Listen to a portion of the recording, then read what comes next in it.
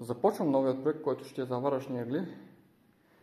Тези са преди много време ги направих, когато правих стълбището с площадката. И аз нарочно ги направих така умишлено, защото ги използвах първо за варъчни ъгли, да хващам правите ъгли. И второ да мога да ги направя за шаблон. Тогава бях направил шаблон за стълбището, като изглеждаше ето така. Тук долу идваше стъпалото, тук идва горното стъпало, за да могат да се подвеждат правилно. И затова тогава така ги направих. Но ето ги, това е материал, който подготвих.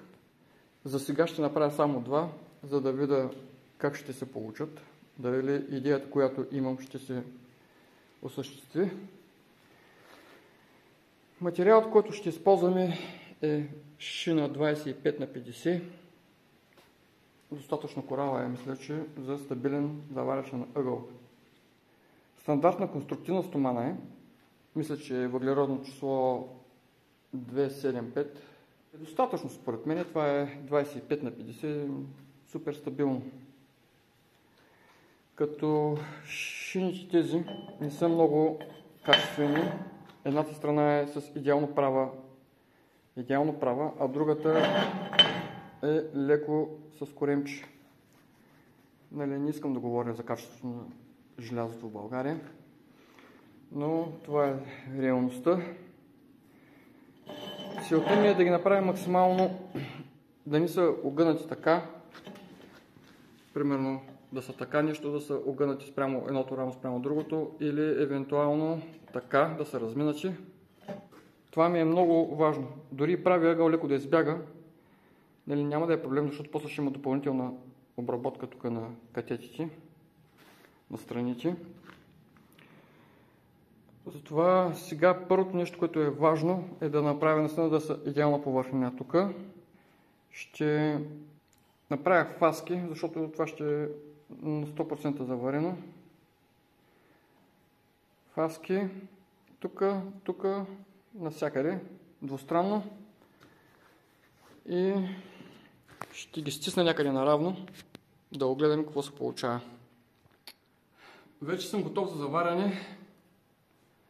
Направих двустранни фаски на 30 градуса. Като се съберат, става общо 60. Като вече съм го стегнал тук с тяги. И понеже няма вече нищо равно, използвах едната от шините, която ще влиза в заваръчните маси. Примерях я така и е идеално права. Надявам се да се получи. Много е важно това нещо да не го изкривим, като ви казах, в повърхнина. Затова и тук не оставих никакво разстояние за провар, а директно ще го започна с голям ампераж. Като в този случай няма да имаме корен, ще имаме пълнеж и декорация. И като направя първата заварка, като тук ще остане разстояние за декорацията, ще го обърна от другата страна. Там ще направя и декорацията, до горния ръб, ще го заваря изцяло. Един път, после още един път отгоре. Ще го изпиля, ще го обърна и ще дозаваря тази страна. Ето го е ъгълът заварен. И не можа да се получи точно това, което исках. Има леко разминаване, точно там, където не исках. Фактически това е леко надолу. Но за следващия път ще променя начина на заваряне. Заварям тази страна, обръщам, заварям друга страна, обръщам, правя тази декорация, обръщам, правя другата декорация. И може да видите в момента 90 градуса са просто перфектни. Но на мен не беше това идеята, беше ми, дори да избяга 90 градуса, не беше проблем. А беше да не избягат като в тази повърхнина, а те избягаха малко. Много малко е, ама сега това нещо ще го закача на струга и ще пробвам да го фрезовам. Подготвих този инструмент на едно парче от шината. Заварих този нож. Като не знам дали ще се получи, защото може да се скърти пластинката. Като цяло ще подавам по малко. Ъгъла го хванах в ножодържача и сега ще пробвам да го фрезовам тук. После ще го обърна.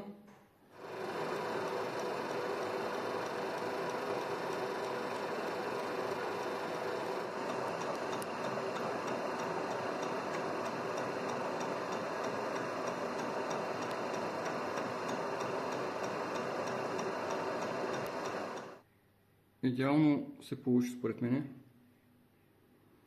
Нали, класна граповост ни гоня максимално, защото все пак това е заваръчен ъгъл, той ще се чука, ще се блъска. Поизравня го малко.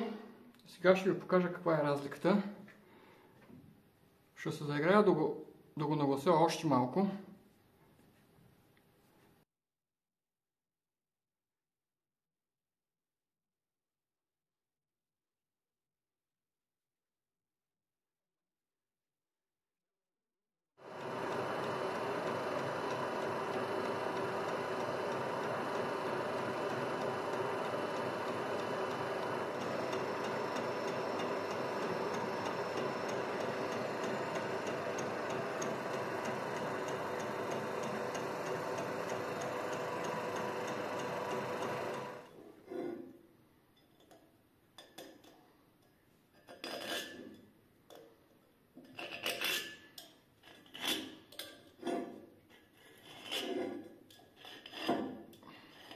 Имаме съвсем малко светлина, предполагам на камерата няма, може да се види. И това, което направих е 0,08, което е близо над 10. Влиза вече трудно. Сложа го тук на паралела, на струга. И сега ще погледна дали евентуално не е паднало нещо отдолу, за да дигне леко или нещо такова. Както видяхте, ъгъл е отгънат надолу. В момента е така. Нали, малко е, но е достатъчно. Идеята ми е да го върна обратно. Като за целта, тук ще го прережа някъде 5, 6, може би 7 мм навътре. Ще направя фаска. И това нещо ще го заваря. Самата заварка ще го нагрее.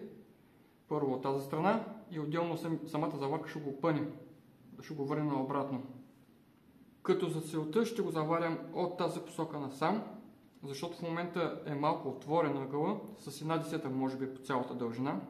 До тук е 0,8, предполагам по цялата дължина е 1/10. След като заварката завърши тук, да го върне първо малко ъгъла назаде и отделно да го обърнем нагоре, да го изравним.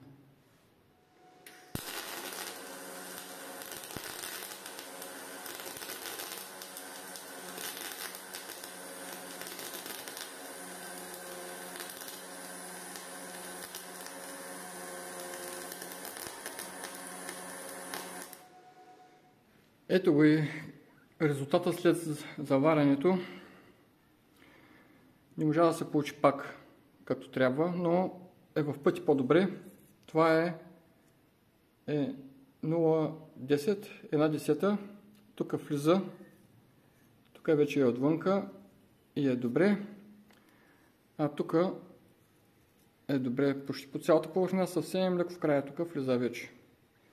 Ето го след последното престръгване. Това е 300. 4 не влиза, но 3 влиза. 3 влиза много трудно. Трудно влиза, но е точно 300. Ето го. Промених начина на действие. Понеже страниците не са равни, ето виждате тук как е, няма прав ъгъл, а е така. Е видимо на око. И отделно закръгленията тук по ъглите. Затова пришлайфах всички детайли за следващите ъгли с шлайфа първо грубо, докато се изравнят, тук да няма тези закръгления и отделно да ги поизправих малко. Нали. После ги пристъргах на струга двустранно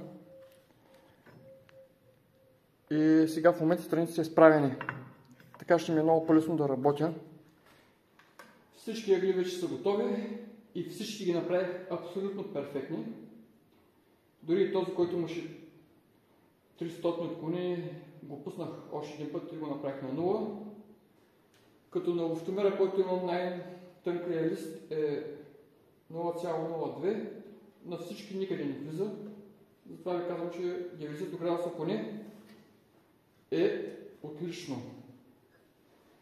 Подготвих си тези шинички, като им направих закръгления в двата края, защото ще ги прирежа после някъде колкото ми трябва. Искам да се направя тук, в тази част, да си има ушички, да се подават някъде 30-40 мм навънка, за да може като се сложи тук материал, да се подравни по него. Като за целта ще използвам М6 болчета, фрезенкови. И тук ще пробия с 6, даже съм се направил центри, после ще направя фрезенков отвор за главата на болта да се легне долу. А на самите ъгли ще пробия с 5, където сметнат добре, и ще навия резьба М6. И четирите ъгъла вече са завършени с крилцата. Станаха просто страхотно. Много плътно ги направих, но аз така предпочитам по-добре, по-трудно се отварят, отколкото няма някакви толеранси. А и с времето ще се отхлабят, като се движат, ще се отхлабят самите крилца. Но аз ще ги донатегна. Самите ъгли, така ги направих, че тук да има място за заваряне, да може всичко да се заваря комплект. И слагате ги в ъгъла, изравнявате ги по ушичките и М за повърхнена, М за правия ъгъл. Зад кадър ги прихванах с чераците ъглите към профилите и оказа се, че единият профил този се вижда, че е минал през вал. Ето го къде са тези линейки тук. Няма да е много точно да се получи, но няма значение. Със сигурност ще е крив този профил. Вижда се тук луфта, където не съм отрезал точно на 45. Не съм ги напаснал кой знае колко много. Тук съм оставил някакъв луфт, защото не е отрезано на 90 градуса точно. И общо взето съм готов за заваряне. Сега ще го обиколя, без да спазвам никакви принципи на заваряне, да видим колко ще изкриви.